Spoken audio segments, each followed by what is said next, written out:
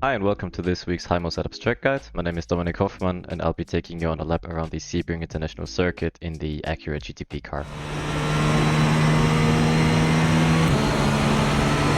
So you'll be approaching turn 1 at quite high speed, so it's all the more important to hit your braking and turning in point as accurate as possible. Your braking and turning in point is this slight kink in the pit wall on the right just before it ends. So you'll be going down from 7th to 5th gear and trying to carry as much speed as possible. Because it's quite high speed, it's all the more important to be very accurate with your turning in point and your inputs.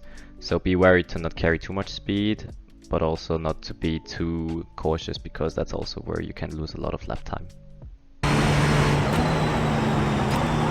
So the apex of turn 1 is marked by this cone on the top of the fence right here.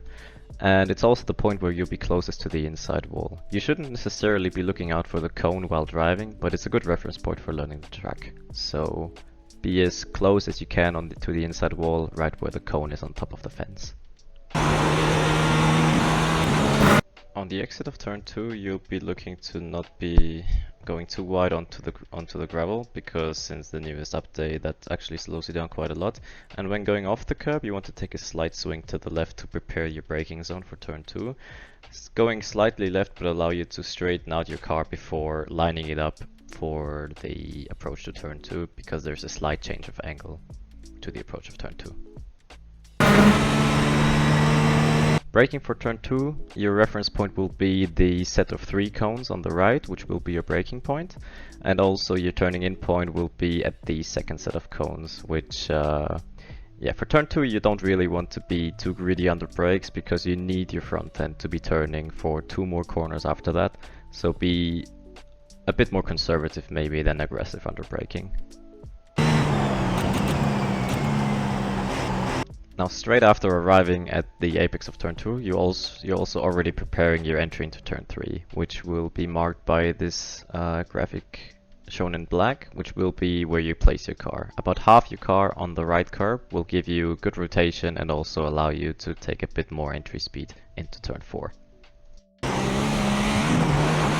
So as soon as you go off the curb, you want to stay as far right as possible for the approach to turn 4, which is marked right here. The end of this small strip of curbing on the right will be your reference point for braking and turning in.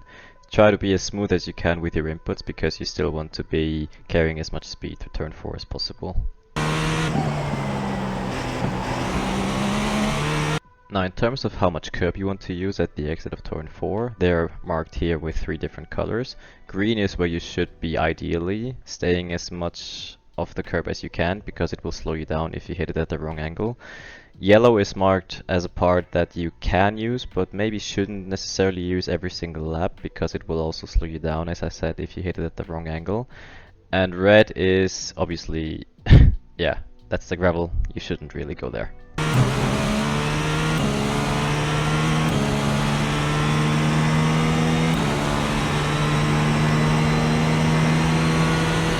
Now for the approach for turn 5, which is also the slowest corner on the circuit, you'll be looking at the first set of 4 cones on the left. That's your braking point, and try to keep the steering as straight as possible for as long as possible, and only turn in at the last set of cones at the very end of the braking zone.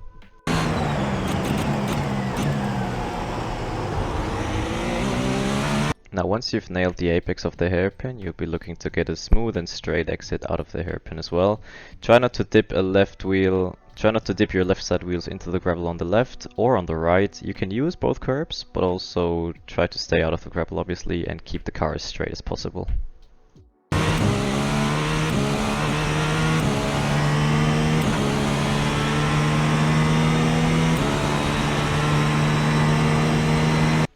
Now approaching turn 6, you're looking for your braking marker on your left, which is between the first and second set of cones. Brake about 5 meters before the set of 3 cones on the left, and also make sure to get it slowed down in time for the apex. Your turning in point is between the second to last and last set of cones on the left, and as I've alluded to earlier, you don't want to be carrying too much speed into the apex, the reason for which I will be showing you in 2 seconds.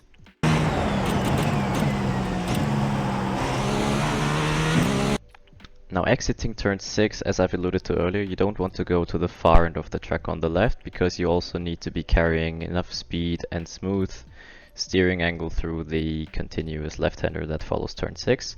As shown in the red or in the blue graph here, you'll be looking to take a bit of a swing into the double left-hander, which is why you also need to be a bit more conservative at the apex of turn 6.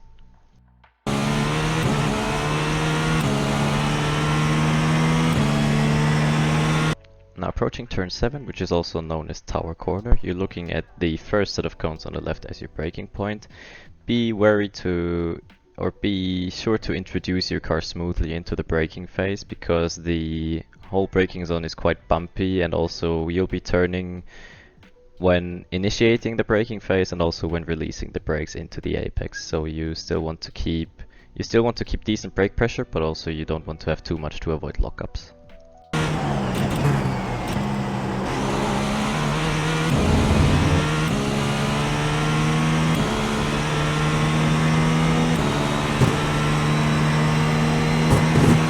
Approaching Lemans Corner, you're looking at the first set of cones on the left as your braking zone, but pretty soon thereafter you're also turning into the first right-hander of this right-left-right section.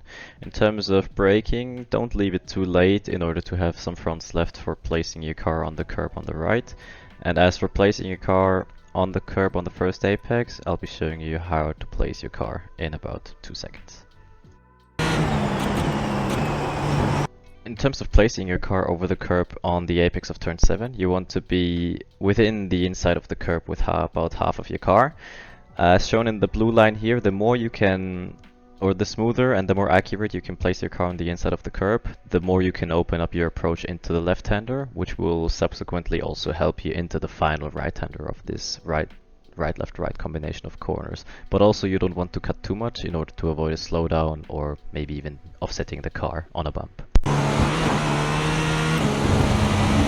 As for the final part of Lemans, which is this right-hander which leads onto the long back straight before Sunset Corner, as soon as you go off the curb on the left, you'll be introducing your car into the braking phase and also start turning into the right-hander. As shown in the blue line here, you can take a bit of liberties in terms of taking a swing into the right-hander, but the more you go to the left, the more the grip fades away, so don't be too greedy when it comes to taking a swing into the right-hander.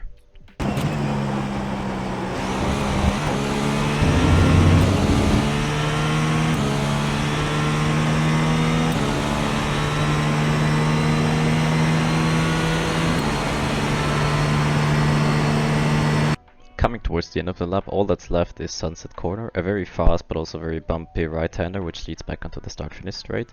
In terms of braking points, you'll be looking at the final cone on the left-hand side, which is your turning in but also your braking point. So you'll be doing a lot of trail braking into the corner. Preferably for me, I like to take a bit of a wider entry in order to have a tighter and also straighter exit through the very bumpy exit section of the corner.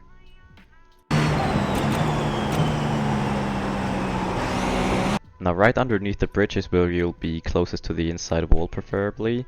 Try to keep the car as tight as you can through the exit phase of the corner in order to avoid running out too wide into the wall on exit.